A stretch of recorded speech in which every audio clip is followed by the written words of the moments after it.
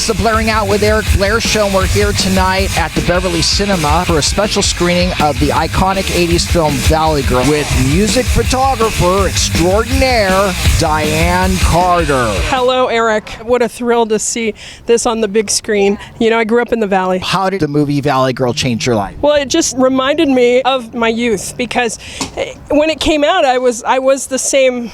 I was in high school when it came out, and I grew up in the Valley, and I had moved to Orange County, but all my friends that stayed back in Calabasas were definitely Valley girls, so I loved it because I knew about the seedy Hollywood side too, because I really loved going into seedy Hollywood of the 80s and those dirty nightclubs, and I'm really happy I got to see both sides of the hill. You're going to have to answer this question. There is a famous photo of you sitting with Molly Ringwald, Belinda Carlisle, and Susanna Hoffs, the ultimate trifecta of 80s music and film. They were both hosting Rodney on the Rocks show while he was in London, both groups. So Molly was hosting with Susanna Hoffs, and then Belinda Carlisle was doing the show as well. And I was a sometime photographer at KROQ working with Rodney. I came to the show that night, and what a night to come to the show because I got to photograph them all. Actually, my first published photograph ever was Molly Ringwald and Susanna Hoffs from that night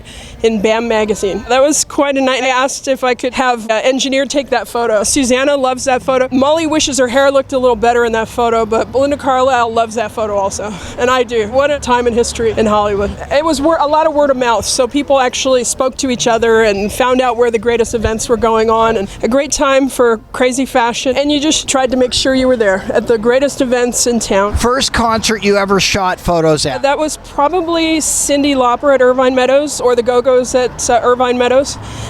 First concert I ever went to was the Plimsolls, and my brother took me, and that was at Tower Records in Anaheim. They were playing in the parking lot of Tower Records, and I was about that high. The Go-Go's. 6 months later, I was in Brazil shooting Rock in Rio, and that was thanks to a meeting that I had with Frontline Management. I was 17 years old at the time, so it was a big thing to pull that off. But I got to go to Brazil and photograph them, so that was pretty awesome. Who did you bond with the most out of the Go-Go's? Was it Belinda? I liked Belinda's spirit. I loved Jane Weedland so much because when I was a kid, her good family friends were my brother's best friends, the Kapoor family. But Kathy Valentine was very kind. She really enjoyed the Pandoras, and I hung out with them a lot. How did you end up connecting with the Pandoras and becoming such a big part of their history? Rodney Bingenheimer told me to go meet Madonna at Club Soda, and I wound up getting lost in MacArthur Park, and I walked into the wrong nightclub, and I saw these psychedelic 60s people,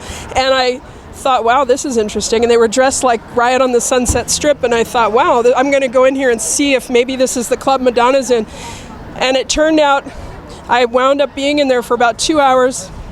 I forgot all about Madonna, and then she was across the street at Club Soda, across MacArthur Park, but I didn't know that. So I was about to leave, and Rodney Bingenheimer walked in because his radio show was over, and he said, "What are you doing here? Madonna's across the street." And I said, "I thought she was going to be here." And he said, "No, you're in the wrong club.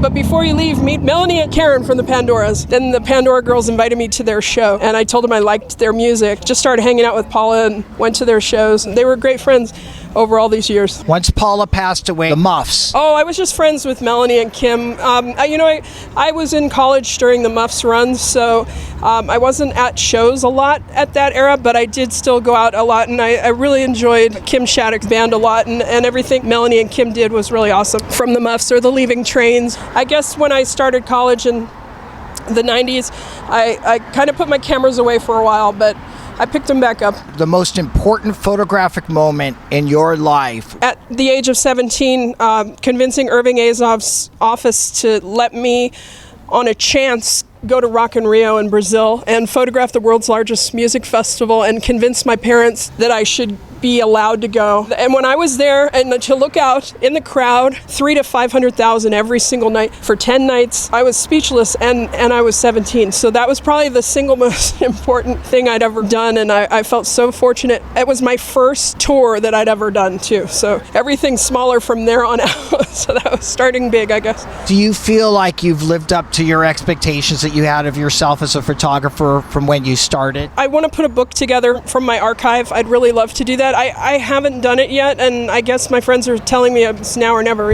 do it now. I still think I could have done a lot more. I did want to go to film school, so I put the still cameras away, and I studied cinematography and directing and writing. I think there's some things that I really wish I'd done, but I want to do my book, and I think that's probably the next thing. I think that book is going to be really important. Blairing Out with Eric Blair with Dianne Carter signing off. The Blairing Out Show.